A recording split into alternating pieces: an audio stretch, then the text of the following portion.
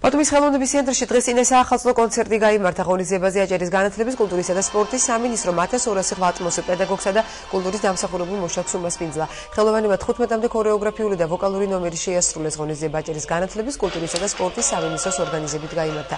კონცერტს რეგიონის განათლების მინისტრთან ერთად საქართველოს კულტურისა და ძეგლთა დაცვის მინისტრი ესწრებოდა.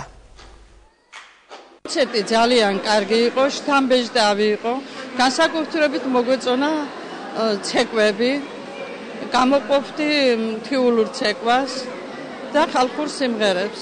დღევანდელი კონცერტი იყო ერთ-ერთი კიდე კარგი ბათუმური საღამო, ჩვენ შევასრულეთ სხვადასხვა კლასიკური სიმღერების ოპური და ყველას დიდი მადლობა, ვინც შეიტანა, ვინც მონაწილეობდა, იმ ხალხს, ვინც მოვიდა საზოგადოებას, ბათუმელებს და ყველას გილოცავთ დამდეგ შობა ახალ წელს. შესანიშნავი კონცერტის მოწმენი და მსმენელები გავხდით ჩვენ აქ.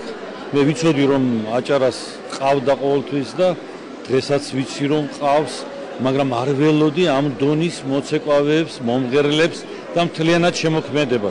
ეგ არის მთელი დაწყობილიც იყო კონცერტი ძალიან კარგად და დინამიკა იყო უზარმაზარი, შესანიშნავი დინამიკა იყო.